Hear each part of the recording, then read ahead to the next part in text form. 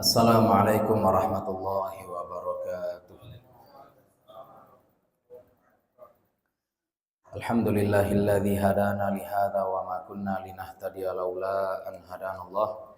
Asyhadu an la ilaha illallah wahdahu la syarikalah wa asyhadu anna Muhammadan abduhu wa rasuluh. Allahumma salli wa sallim wa barik ala hadzal nabiyil karim wa ala alihi wa sahbihi wa man tabi'ahum bi ihsanin ila yaumiddin. Fanawayna ta'alluma wa ta'lim wa naf'a wal intifa' wal ifadata wal istifadah wal hatha 'ala tamassuki bi kitabillahi ta'ala wa bi sunnati nabiyhi sallallahu alaihi wasallam wa du'a ila al huda wa dilalata 'ala al khair ibtigha'a mardatillahi wa sawabihi wa qurbih. Allahumma 'allimna ma yanfa'una wanfa'na bima 'allamtana wa zidna ilman. Bapak-bapak, ibu-ibu, para jamaah yang dimuliakan Allah, puji syukur kehadirat Allah Subhanahu wa taala.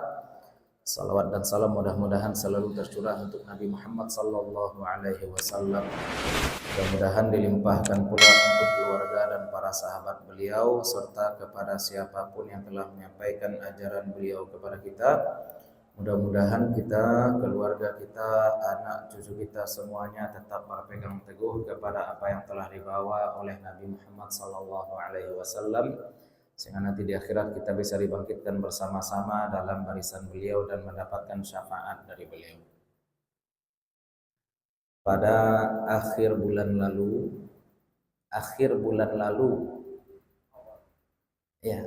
petang, kami ambo pergi ke Kerinci,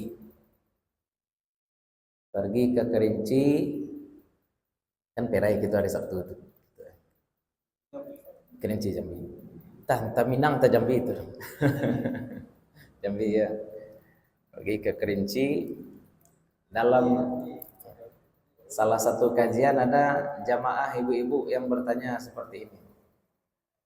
Ustaz, benarkah setelah seseorang mati 40 hari setelah itu dia masih gentayangan? Sampai 10 hari setelah mati, apakah roh orang yang sudah meninggal ini masih gentayangan?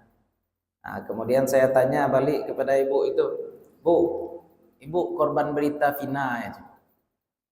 Kan viral berita Vina ya Pak ya? Dikira kecelakaan, ternyata jadi korban geng motor. Dalam filmnya dikatakan selama 40 hari ini roh masih gentayangan dan masuk ke badan kawannya. Dan di dalam kawannya ini kemudian dia mengadu bahwa dia tidak kecelakaan, tapi dibunuh oleh geng motor, diperkosa segala macam. Apalagi masalah? Nah, katanya di film itu roh orang yang sudah meninggal ini tidak tenang kalau di tubuhnya masih ada benda-benda asing. Kalau di tubuhnya masih ada benda-benda asing, dan di dalam film itu benda asing di tubuhnya itu kawat gigi. Jadi sebelum dia dimakamkan, giginya masih berkawat. Berkawit itu gigi berpaga aja baru giginya lah dikuburkan. Nah, sehingga kalau misalkan di tubuhnya itu masih ada benda asing seperti tadi, apakah itu implan atau kawat gigi, atau kalau yang berkaitan dengan pesugihan itu susuk, maka rohnya itu masih akan gentayangan. Itu kata orang situ. Ya, kata orang di film tadi. Maka ini sebenarnya akan menunjukkan bahwa wawasan hari akhir kita ini masih minim. Kenapa? Karena kita masih ambil ilmu tentang kehidupan setelah mati dari film. Bu, mengikuti berita Vina ke Bu? Bu, enggak tahu Pak. Pada tuan kalau tahu. Ya. Kalau ibu-ibu kan suka nonton berita, ya nak. Itulah yang terjadi kini. Orang menjadikan film sebagai rujukan untuk kehidupan setelah mati, termasuk yang tadi. Apa itu? Roh mayat tidak akan tenang seandainya masih ada barang-barang asing yang nempel di tubuh mayat ketika dikuburkan. Sehingga banyak orang yang was-was. Termasuk was-wasnya apa? Andai di tubuhnya ini ada pen tulang. Ya, tulang itu kan kadang-kadang kalau patah dikuatkan dengan besi. Apakah yang seperti itu harus dibuka dulu baru dimakamkan atau bagaimana? Kalau yang seperti ini kan kita bahasnya di dalam kajian fikih. Tapi tidak masalah, kita singgung sekarang ya. Andai di dalam tubuh mayat itu terdapat benda-benda asing yang tidak mungkin bisa dihilangkan, tidak mungkin bisa disingkirkan dari tubuh mayat kecuali dengan melukai mayat, maka tidak perlu dicopot. Apa contohnya? Ring jantung. Ya Pak ya. Jantungnya pakai cincin. Cincin jantung. Itu tidak perlu dibuka, dadanya lagi dibuka cincin, tidak perlu itu. Termasuk pen, tidak perlu dibuka. Kalau secara medis mungkin perlu dibuka. Tidak tahu, kan walaupun besinya itu besi mahal, walaupun platina, mungkin besi untuk pen ini, tapi ada masa tahannya di dalam tubuh. Ya. Atau contoh lain apa? Contoh lain, ayo, kawat gigi. Kalau tidak akan melukai, buka, tidak masalah. Gigi cangkok, Pak. Ada orang yang giginya ompong, kemudian dibor, di tulang rahangnya dibor, kemudian ditanam gigi seperti itu. Nah, itu juga tidak perlu dicopot, tidak perlu dibuka. Ya, kalau giginya gigi ameh, Pak Ustaz, ayo buka lah. Kena digali orang nanti kuburannya. Bongkar orang. Ya. Nah, itu tuh dibongkar bukan karena ini berkaitan dengan antu dan lain sebagainya, tapi apa? Itu menjadi tarikah. Itu menjadi warisan. Ameh, Pak ya. Itu jadi warisan. Itu contoh-contoh ya secara fikih bagaimana kita menyikapi benda-benda asing yang ada di tubuh mayat. Subang bukalah. Cincin dibuka. Ya, tapi kalau yang sudah tertanam di tubuh mayat tidak perlu dibuka. Kalau susu bagaimana Ustaz? Ini orang pesugihan, ada susu di tubuhnya, biarkan saja. Saya dibuka. Ya, biar jadi saksi pula nanti di hari kiamat. Ini orang main pesugihan. Ini orang main susu. Kenapa dia main susu? Tidak tahu. Mungkin mau ganggu suami orang, wallahu alam. Ya. Tak boleh apa susu ada bu ya. Tak boleh apa. Apa-apa yang suka batu cincin, Pak Datuk surang sini. Sama dia bawain. Memakai batu cincin tak boleh dengan keyakinan batu cincin ini membuat kita berwibawa. Ya. Pak Zul ya, lagi cincin. Ya, kan balik kuah guna cincin, kuah khasiat cincin membuat kita berwibawa. Tak boleh berkeyakinan seperti itu. Itu tahayul kita saja. Ya, meningkatkan percaya diri itu dengan apa? Memang memakai pakaian yang bagus itu meningkatkan percaya diri. Memakai perhiasan yang bagus itu meningkatkan percaya diri, itu betul. Ya, saya punya kenalan pengacara. Kenapa bakok pakai batu koko om? Kenapa pakai batu? Jawabnya apa? Berjumpa dengan klien itu kita memang dinilai dari penampilan. Apalagi pengacara, ya Pak. Pengacara itu dinilai dari mana? Kerapian, necis, yakin orang aku ya pengacara aku insya Allah kalau di ruang pengadilan tidak akan kalah. Tapi kalau pengacara aku bantuannya tidak rapi, tidak sege, orang tidak yakin. Itu contoh. Oh berarti itu guna pakai batu, yo. Bararago batu, jangan ditanya tu caknya. Mu nak lo tahu bararagonya. Tapi kalau jangan ditanya rusuh awak. Nah, tu makanya ambo beli batu di Shopee saja, Pak. Itu paling murah. Zaman kini itu ya. Nah, maka sebenarnya kaji tentang akhir zaman, hari kiamat sudah kita bahas. Namun secara global kita sampaikan kembali malam ini, manusia itu aslinya dari alam ruh, dan di alam ruh diambil sumpah oleh Allah Subhanahu wa taala, alastu birabbikum, bukankah aku Tuhanmu? Maka ruh kita semuanya menjawab, qalu bala syahidna, kami bersaksi, benar engkau Tuhan kami. Itu kata roh ketika di alam roh. Kemudian roh dan jasad itu bertemu di mana? Di rahim. Roh dan jasad itu bertemu di rahim. Ketika janin berusia 4 bulan. Janin berusia 4 bulan. Ya. Setelah berjumpa ruh dengan jasad di dalam rahim, barulah dari alam rahim pindah ke alam dunia dalam proses kelahiran. Ini dunia nih. Ya, dunia yang kita jalani sekarang inilah dia nih. Ya, kan itu yang kita tanya kemarin pada Pak Ibu, ya, mana yang lebih utama, kehidupan dunia atau kehidupan akhirat? Dunia lebih utama. Kenapa? Karena akhirat itu masa menikmati saja.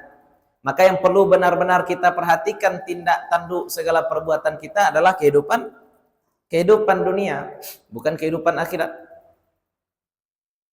Selepas dari dunia, nah inilah ma ba'dal maut, kehidupan setelah mati. Dan perlu kita sampaikan juga, kehidupan setelah mati itu dipercayai oleh semua agama. Agama Hindu mempercayai kehidupan setelah mati, agama Buddha mempercayai kehidupan setelah mati, agama Islam apalagi mempercayai kehidupan setelah mati. Cuma konsepnya mungkin berbeda-beda. Konsepnya barangkali berbeda-beda. Kalau dalam konsep orang-orang Buddha yang masyhur apa? Kehidupan setelah mati itu reinkarnasi. Kalau orang berbuat baik, ya Bu. Ya Bu.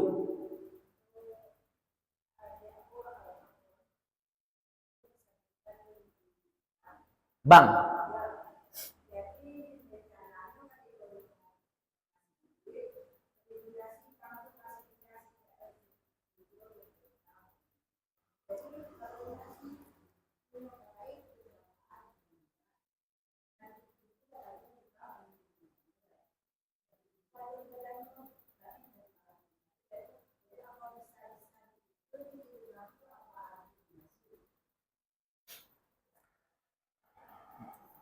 Bang, saya tahu ambo, utang ke bank, kalau awak mati, hilang, lunas.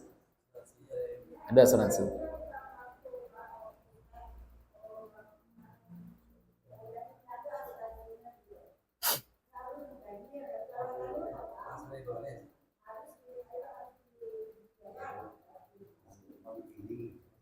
Kalau memang harus dibayar, harus dibayar.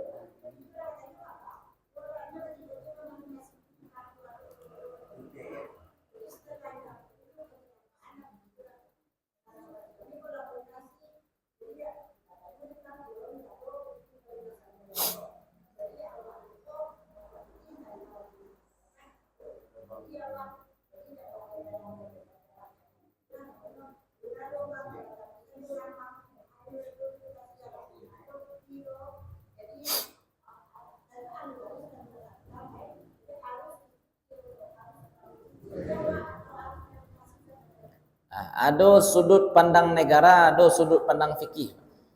Sudut pandang negara harus dilunasi oleh keluarga korban.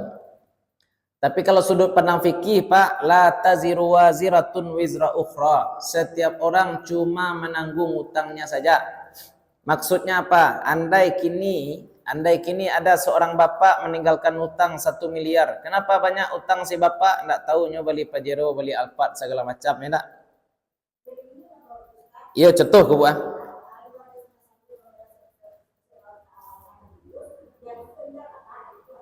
Dian suan apa?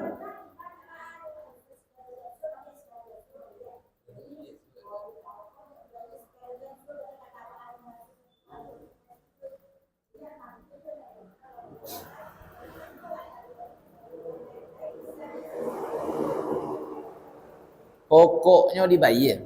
Kok dian sua jadi?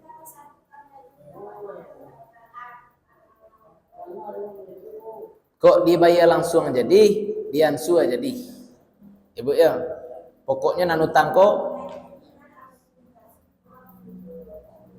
Yo, harus dibayar. Ya, dibayar. Memang tadi kejual lupa. Ayo, itulah yo. Kalau secara fikih, kalau ditanya ambo sebagai ustaz kok bapak meninggal, apakah anak harus mengganti utang bapak? Tidak. Andai kini bapak berutang 1 miliar, ternyata ketika bapaknya meninggal duit warisan cuma 500 juta. Contoh. Bapak meninggalkan utang 1 miliar, datang 10 orang. Kemari berutang 100, 100, 100, 100, 100. Duit si bapak cuma 500 juta. Apakah wajib si anak menombok 500 juta lagi? Tidak. Maka yang datang itu dibagi 1/10. Kan 10 orang tadi Pak. Dan jumlahnya sama. Nah, dibagi berarti 50, 50, 50. Seperti itu.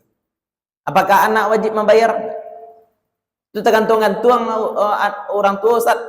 Di sini masalah. Kalau anak mau membayar utang orang tua, bagus. Tapi kalau tidak dibayar oleh si anak, apakah si anak berdosa? Tidak. Nah, ini perlu kita garis bawah ini bapak-bapak ibu-ibu ya. Jangan dikira utang nih diwariskan kepada anak. Tidak, utang tidak diwariskan kepada anak. Utang itu dibayarkan dari harta si mayat saja. Utang itu dibayarkan dari harta si mayat saja. Karena banyak juga orang tua barangkali tidak tahu diri, ya, utang banyak-banyak menjelang ke mati. Ya kan bayar. Berutang banyak-banyak menjelang ke mati, nanti anak ambo membayar itu gawat. Ini mohon maaf, mental sama barangkali seperti presiden di beberapa negara, bukan negara Indonesia, insyaallah negara Indonesia ini luar biasa, ya nak. Mau turun dia dari jabatannya, berutang banyak-banyak. Apa dia bilang? Yang akan bayar presiden setelah saya. Atau datuk menggadai-gadaikan tanah pusako, kemudian apa dalam pikirannya? Yang akan menabuhi nanti, akan nabuh. Itu zalim. Zalim seperti itu. Nah, maka kita katakan utang itu tidak diwariskan. Dengan apa dibayar utang? Dengan harta warisan peninggalan si mayat. Andai kasusnya seperti tadi Pak, utang 1 miliar, peninggalan mayat cuma 500 juta, berarti ahli waris tidak dapat warisan. Ya, sudah. Ya, balik. Ya, makanya hati-hati ya, jangan. Itulah barangkali. Itu pas makan mie Aceh petang bawa cerita, ya. Rumit Pak ya, zaman sekarang masalah utang itu rumit. Sebenarnya pilihan paling pas itu apa? Jangan berutang. Sekarang kita kalau memang perlu berutang, pilihan kita dua, berutang kepada kawan atau berutang kepada bank. Ya Pak ya, pilihan utang kan dua sekarang, utang kepada kawan atau utang kepada bank. Misalkan kita mau utang 50 juta. Kalau melihat konteksnya zaman sekarang, saya akan katakan jangan berutang kepada kawan. Batu, hilang perkawanan gara-gara utang banyak. Itu yang pertama. Berutanglah ke bank. Ustadz, enggak, bukannya riba utang di bank. Iya memang riba, iya doso. Tapi memutus silaturahmi itu doso. Itu yang pertama, itu ya, utang kepada kawan kan. Satu lagi apa? Kalau utang kepada kawan, andai kita mati, maka anak kita dikajar oleh kawannya. Tapi kalau utang kepada bank itu ada asuransinya. Ya, kalau utang kepada bank, ada asuransinya. Itu baca caranya bank syariah. Di situ muncul bank syariah. Jadi kemudahan berutang kepada banknya ada, tapi akadnya diperbaiki. Tapi pilihan yang paling pas apa tadi Pak? Jangan berutang. Jangan berutang.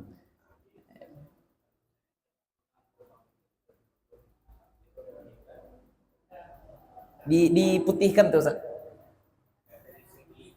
Dari segi fikih aman, tidak salah. Ya, dari segi fikih pun aman. Andai orang yang berpiutang kepada kita itu merelakan, kan statusnya sama seperti itu. Ya, asuransi dalam hal itu namanya doman. Doman bahasa Arabnya. Doman. Ada orang lain, kan sebenarnya utang kita ke bank itu bukan dianggap lunas Pak, tapi dilunasi oleh orang asuransi. Nah, asuransi itu statusnya kalau dalam fikih domin namanya. Domin. Itu sama seperti saya misalkan ke toko, ke kedai. Saya tanya pada orang kedai, siapa yang berutang di kedai ini? Si Fulan Pak, dia berutang ke kedai ini 100 ribu, ini 100 ribu untuk pembayar utang si Fulan. Dan ini menjadi adat di beberapa negara, termasuk Turki kalau tidak salah. Di Turki seperti itu, menjelang bulan Ramadan orang pergi ke toko-toko tanya, siapa yang ada bon di toko ini? Itu cara orang bersedekah Pak. Ya, karena berarti kalau dia berutang di toko kebutuhan sehari-hari, pasti kebutuhannya kebutuhan pokok kan? Ya, atau di toko roti, atau di toko bareh. Sianan bautang bareh di siko Pak, ditanya seperti itu. Itu cara bersedekah. Jadi cara bersedekah orang situ bukan datang ke orang miskin kemudian dia ini, nah. Tapi orang yang berutang dulu dilunasi utangnya. Itu bagus dan itu sunnah yang bagus kalau kita amalkan juga di tempat kita ya. Karena kalau kita, ya Bu.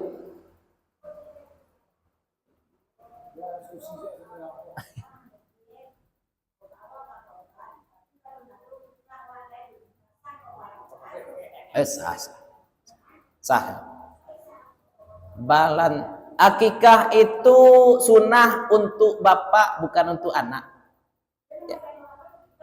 Iya, bukan ibu yang berakikah. Yang berakikah siapa? Bapak ibu, bukan ibu. Iya. Tidak masalah. Tidak jadi soal ya. Iya, kita lu nang kikah le. Tapi lah kaba kurban pula cek. Tidak masalah. Kalau mau mengakikahkan diri sendiri, boleh. Ada peti ibu gini. Ada peti ibu untuk akikah gini. Alai ya, akikah lah makan kambing kita sikukan. Iya, orang tak kena akikah tuh bakok pas musim kurban. Kalau ingin mengakikahkan diri, jangan inginnya ketika kurban, di hari luar kurban, bentuk-bentuk kini kah? Cuma kamu tanya, ada peti ibu Sabtu besok kita makan kambing. Ya. Boleh ya, mengakikahkan diri sendiri boleh. Tapi sunahnya sebenarnya untuk siapa? Orang tua, ayah. Ya, untuk ayah. Sunnah akikah itu hari ke-7 atau hari ke-14 atau hari ke-21 sampai habis nifas ibunya. Kalau sudah habis nifas ibunya, maka tuntutan sunnah, maksudnya waktu fadilah akikah sudah hilang. Fadilahnya sudah hilang. Tapi kalau mau akikah, boleh. Tidak masalah. Ya, lanjut. Kok enggak jadi bahas orang mati kah? Maka setelah seseorang mati, kematian itu sebenarnya apa? Terpisahnya roh dari jasad, bukan habis. Maka jangan kita seperti orang-orang ateis. Gimana orang ateis kalau mati itu habis? Nah, itu orang ateis. Kalau orang Buddha tadi kita katakan apa? Orang dia berbuat baik selama hidup sekarang, nanti direinkarnasi menjadi orang kaya dia, atau direinkarnasi menjadi anak orang baik dia, seperti itu. Kalau dia jahat nanti direinkarnasi dia jadi babi, direinkarnasi dia jadi lalat. Makanya sebagian kalau biksu Buddha itu tidak mau makan Pak. Makan hewan yang berdarah. Ya, makan hewan. Apa tidak mau makan hewan? Kok atua gitu. Ya, jangan-jangan ini reinkarnasi leluhur kita seperti itu. Ya. Dalam agama Hindu juga. Makanya kita di Indonesia konsep jannah dan nar, jannah itu surga, nar itu neraka. Surga dan neraka ini bahasa mana aslinya nih Pak? Bahasa Sanskrit. Ya, bahasa orang-orang India sebenarnya, kan bukan bahasa Indonesia. Surga, neraka. Kenapa? Karena orang Indonesia sebelum mengenal Islam, mereka sudah kenal konsep surga dan neraka. Akan tetapi nanti datang Islam diperbaiki pemahaman mereka tentang surga dan neraka. Contoh lain dalam agama Kristen. Agama Kristen ini termasuk agama samawi. Agama Kristen ini termasuk agama samawi dalam artian dibawa oleh Nabi Allah tapi diselewengkan oleh pengikutnya. Nah, sekarang bahasa Inggris surga apa Pak? Apa bahasa Inggris surga?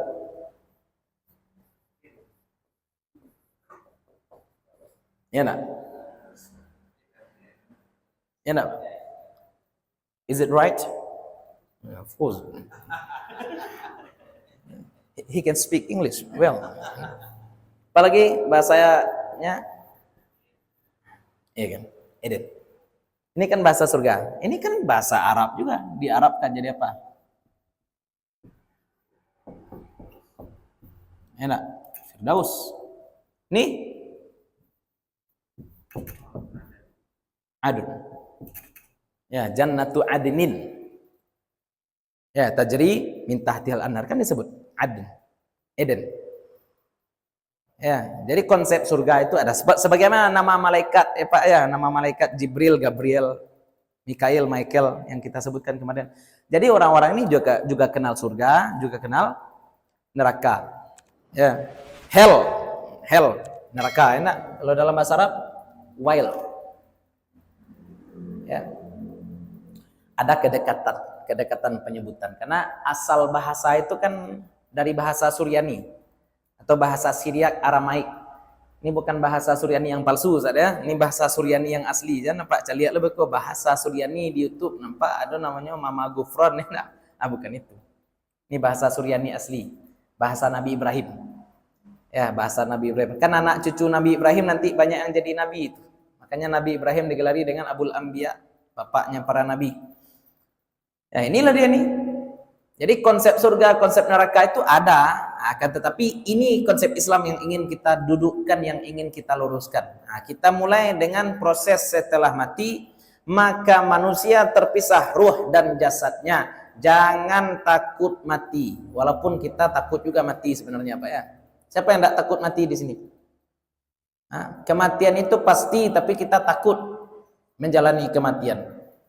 Kenapa kita takut menjalani kematian? Kalau orang-orang sekedar ateis dia, maka dia takut dengan sakitnya mati. Tapi yang kita takutkan adalah andai kita mati dalam kondisi belum siap. Yang kita takutkan, mati dalam kondisi belum siap. Maka kita mesti senantiasa siap kapanpun kita dimatikan oleh Allah Subhanahu wa Ta'ala.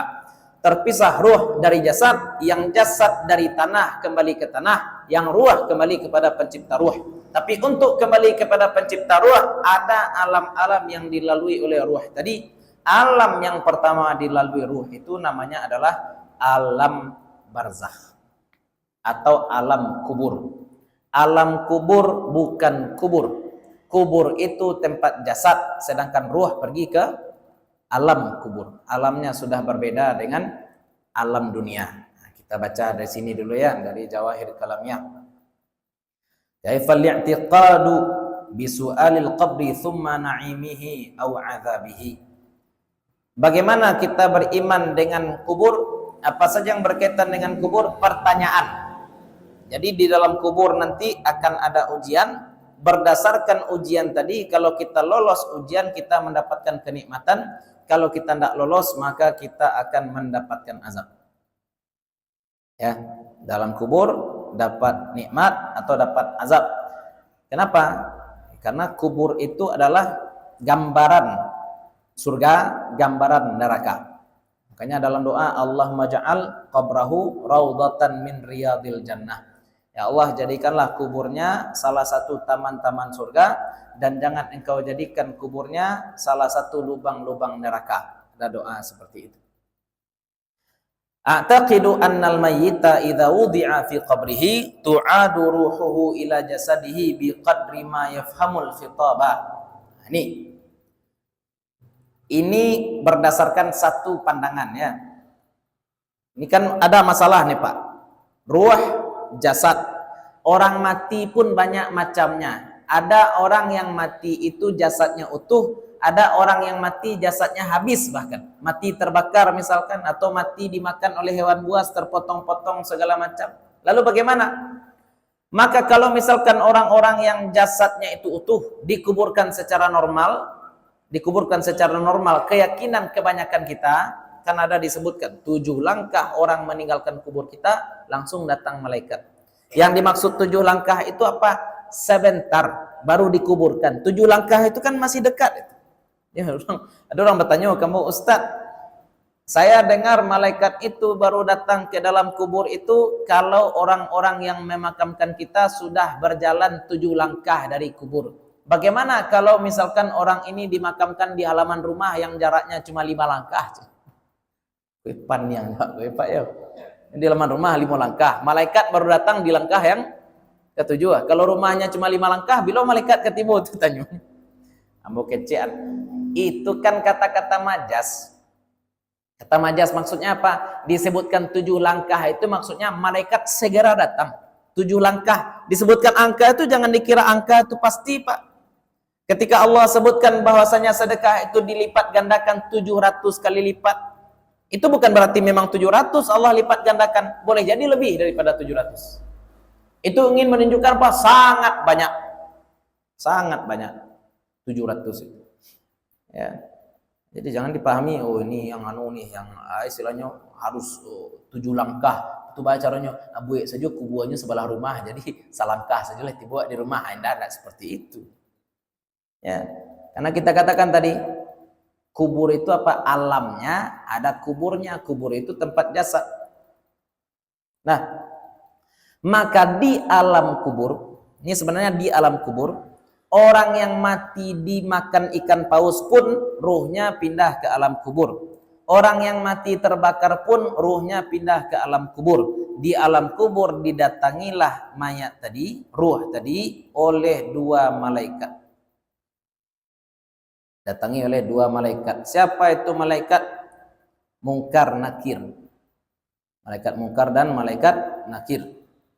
Tsumma ya'tihi malakani fayas'alanihi 'an rabbihi wa nabiyhi wa 'an dinihi alladhi kana 'alaihi. Ditanya tentang Tuhannya, ditanya tentang nabinya, ditanya tentang agamanya. Makanya ini yang kita ulang-ulang, terutama oleh anak-anak didikan subuh. Raditu billahi rabba wa bil islami dina wa bi Muhammadin nabiyyan wa rasulah. Karena itu akan ditanya nanti, Pak.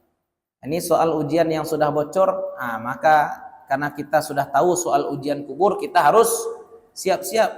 Cimeeh ada malaikat lah bocor soal gagalnya ujian, kan rugi. Ya, sudah disampaikan pertanyaan kubur, sudah diberikan pula jawabannya, sudah kita hafalkan pula jawaban itu bahkan dari anak-anak, maka kita jangan sampai gagal ini ujian. Wa anil faraidil lati kana amarahullahu taala bi adaiha. Bukan cuma itu pertanyaan utama. Dilanjutkan dengan pertanyaan kewajiban-kewajiban yang harus kita lakukan. Ya, kewajiban-kewajiban. Maka sholat juga, maka bersuci juga, zakat juga, dan seterusnya. Kalau misalkan kita mampu menjawab, dengan kata lain aman-aman saja soal ujian ini kita jawab, maka di kubur kita akan mendapatkan nikmat. Tapi kalau ada gagal jawab, maka kita akan diberikan azab di dalam kubur. Nah, orang kafir Pak, itu diazab pasti. Orang kafir pasti dapat azab kubur. Sedangkan orang beriman, maka azab kubur itu sejatinya adalah pembakar dosa. Dengan kata lain, andai dosanya itu kecil, sedikit, maka dia diazab dalam kubur sehingga nanti di akhirat tidak lagi masuk neraka. Yaitu pembakar dosa, Pak ya. Sakit sebelum meninggal, diazab dalam kubur, itu pembakar dosa menjelang hari berbangkit. Menjelang hari berbangkit. Dengan kata lain, andai dia sudah diazab dan habis dosanya di dalam kubur, ketika hari berbangkit, aman. Jadi jangan dibayangkan ini kekal. Ini belum kekal ini. Azab kubur itu belum kekal. Dengan kata lain, orang diazab di kubur, apakah nanti setelah hari berbangkit akan diazab juga? Tergantung. Apakah dosanya sudah habis ketika dalam kubur atau belum? Ya. Apakah orang berdosa itu mesti diazab kubur? Belum tentu juga. Boleh jadi sebelum dia mati dia sakit. Dan kata Nabi, sakit itu apa? Tahur. Sakit itu tahur, menyucikan dosa. Boleh jadi. Makanya kita tidak boleh suuzon, Pak ya. Ada orang yang mati, sebelum dia mati dia sakit, maka husnuzon. Apa kata kita? Sakitnya ini menggugurkan dosa. Berarti Allah sayang pada dia. Allah ingin dosanya itu hilangnya di dunia saja, sehingga di akhirat dia tidak perlu diazab. Kalau ada orang yang mati tidak sakit-sakit, gimana Ustaz? Husnuzon juga. Berarti Allah juga sayang pada dia, sehingga Allah tidak berikan kepada dia penyakit. Itu tugas kita sebagai seorang muslim. Selalu husnuzon, bagaimanapun kondisi mati seseorang. Bagaimanapun kondisi mati seseorang, tetap husnuzon. Ya. Kan itu yang kita ceritakan. Mati dia ketika dia main judi online. Bagus. Kenapa bagus, Pak? Tidak bisa besok main judi leh. Mantap. Selalu husnuzon. Mati mabuk, bagus. Besok nak mabuk leh. Itu bagi kita husnuzon saja. Tapi mudah-mudahan awak jangan seperti itu, Pak ya. Mudah-mudahan kesan terakhir yang kita tinggalkan saat meninggalkan dunia ini kesan-kesan baik saja. Nah, itu tentang azab kubur. Nah, sekarang azab kubur atau nikmat kubur. Sekarang ruh kalau mati, ya. Kalau mati orang, rohnya itu terpenjara dalam kubur, Mbak. Ini lagi. Orang beriman dapat nikmat dalam kubur. Orang kafir dapat azab dalam kubur. Bisa gentayangan enggak? Ini pertanyaan. Bisa gentayangan enggak? Kira-kira. Ambo bacaan dalilnya terkaji Ibu. Bukan penasaran. Jadi sebut penasaran. Jangan sebut gentayangan. Yang pertama kisah Isra Mi'raj Nabi Muhammad sallallahu alaihi wasallam. Nabi berangkat ke Masjidil Aqsa. Di Masjidil Aqsa ditunggu oleh 124.000 nabi-nabi. Oleh nabi-nabi ya, selain beliau. Berarti 123.999. Arti yang menunggu Nabi siapa tuh? Ruh atau jasad? Ya nah. Kan nabi-nabi semuanya sudah meninggal. Nabi yang khilafiyah apakah sudah meninggal atau belum? Dua. Nabi Idris dan Nabi Isa. Tapi nabi-nabi lain sudah wafat. Atau Nabi naik ke langit kemudian berjumpa dengan Nabi Adam, Nabi Harun, Nabi Musa, Nabi Isa. Itu yang ditemui Nabi itu siapa tuh? Berarti apakah ruh itu terpenjara di alam kubur? Dalil ini menyatakan tidak. Nanti kita akan tanya, tapi itu kan Nabi Ustaz. Boleh jadi Nabi mendapatkan privilege yang berbeda dengan orang beriman. Tapi di dalam Sahih Bukhari ada juga kisah tentang orang kafir. Siapa itu? Abu Lahab. Abu Lahab kan sudah mati. Dalam mimpi berjumpa dengan paman Nabi. Abu Lahab ini paman Nabi, Pak ya. Abu Lahab ini paman Nabi. Paman Nabi yang lain siapa lagi? Ada Hamzah, ada Abu Thalib, ada Abbas. Nah sekarang kisah Abbas, paman Nabi, bapaknya Ibnu Abbas. Bermimpi, dalam mimpi beliau berjumpa dengan Abu Lahab. Ma baluka, bagaimana kondisi kamu? Saya masuk neraka. Abu Lahab masuk neraka. Kecuali Allah ringankan beban saya di hari Senin. Itu kata Abu Lahab. Di dalam mimpi, siapa tadi Pak? Abbas. Abbas bin Abdul Muthalib. Ini hadis riwayat Imam Bukhari. Jadi Sayyidina Abbas radhiyallahu anhu berjumpa dengan Abu Lahab. Dan Abu Lahab memberikan kabar bahwasanya azabnya diringankan pada hari Senin. Kenapa? Karena hari Senin itu Nabi dilahirkan. Apa kaitannya? Karena ketika Nabi lahir, Abu Lahab ini bahagia, senang. Sehingga Abu Lahab pun memerdekakan budak. Siapa budak yang dimerdekakan oleh Abu Lahab? Thuwaibah. Thuwaibatur Rahmah. Ya, Thuwaibah. Gara-gara amal ini Abu Lahab bukan dibebaskan dari azab Pak, tapi cuma diringankan sedikit pada hari. Nah sekarang ini kabar benar atau salah? Benar. Kalau salah tidak akan mungkin mau Imam Bukhari meriwayatkan. Berarti yang ditemui oleh Abbas dalam mimpinya Abu Lahab asli atau setan? Abu Lahab asli. Nah, itu contoh. Ya, jadi bisakah roh itu datang atas izin Allah? Bisa. Atas izin Allah bisa. Nah, Bapak misalkan mimpi basobok jo ini awak, basobok jo atu awak, basobok jo orang gaya awak, basobok jo ini awak. Bisa jadi itu, Ustaz. Maka jawaban saya bisa jadi.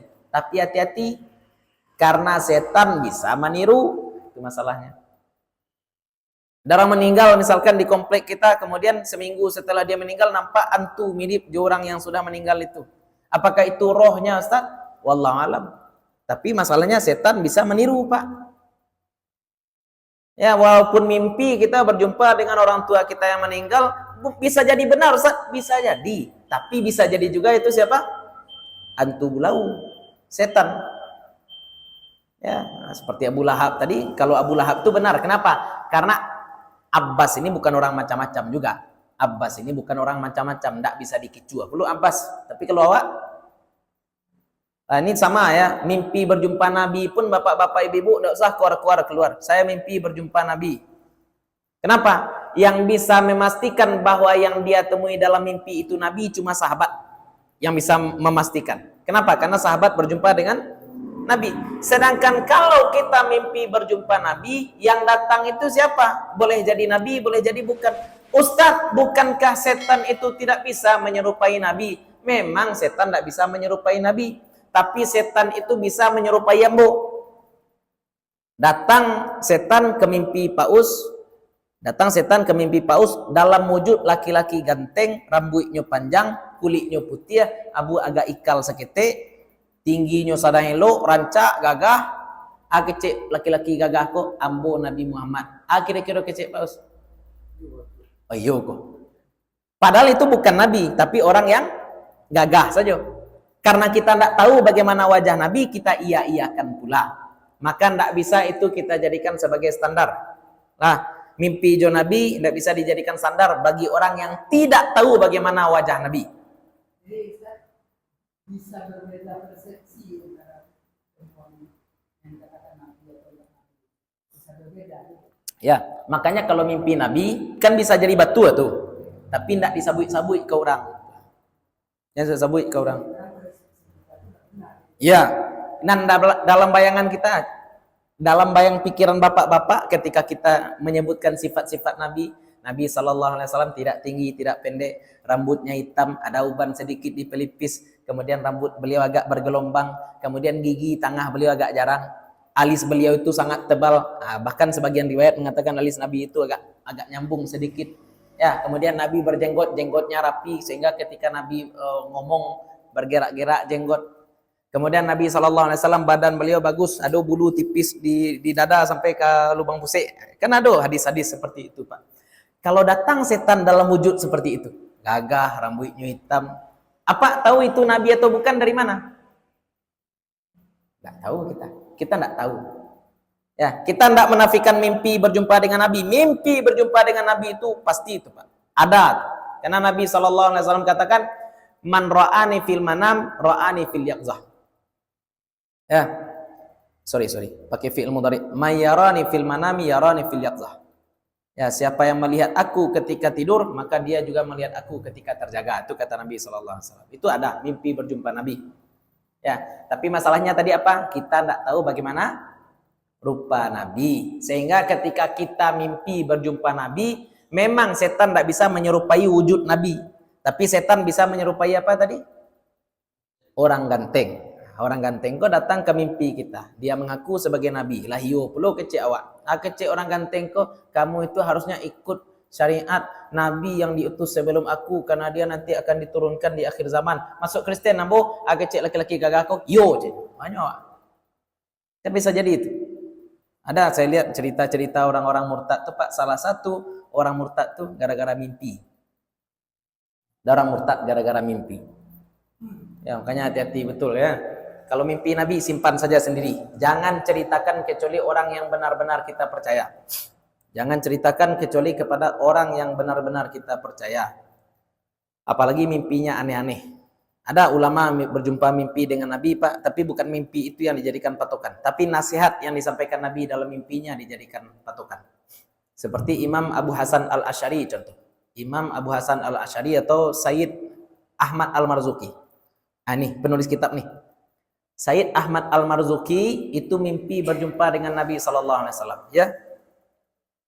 Ya, disuruh untuk merangkum kaidah-kaidah i'tiqad atau keyakinan Islam. Ya, inilah kitabnya.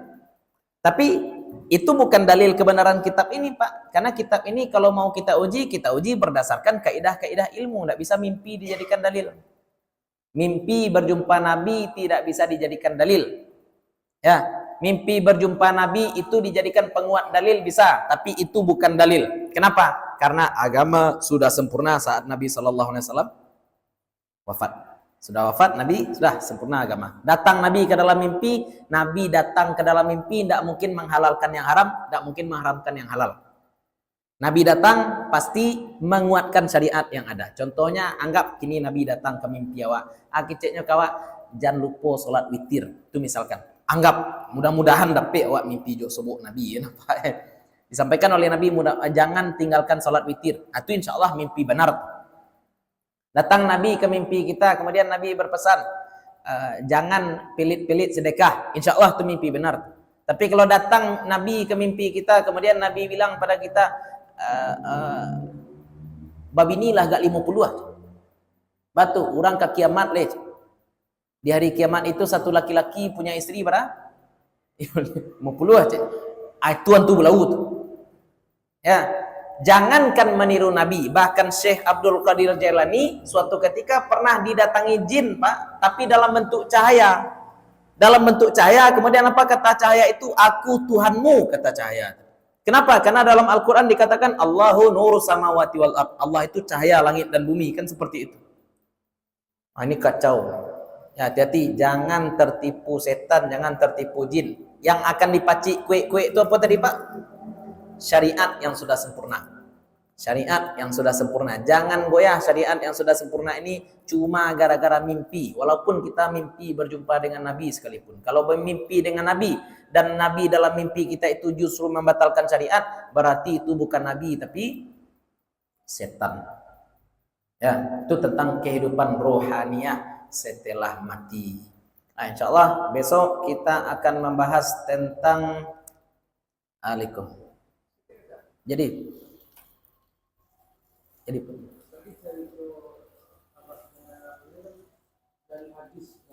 ya, betul bukan Nabi. Itu bukan hadis. Tapi di kitab hadis. Tapi dicantumkan di kitab hadis. Kalau sesuatu itu terjadi pada sahabat, namanya apa? Athar. Athar. Ya Pak ya.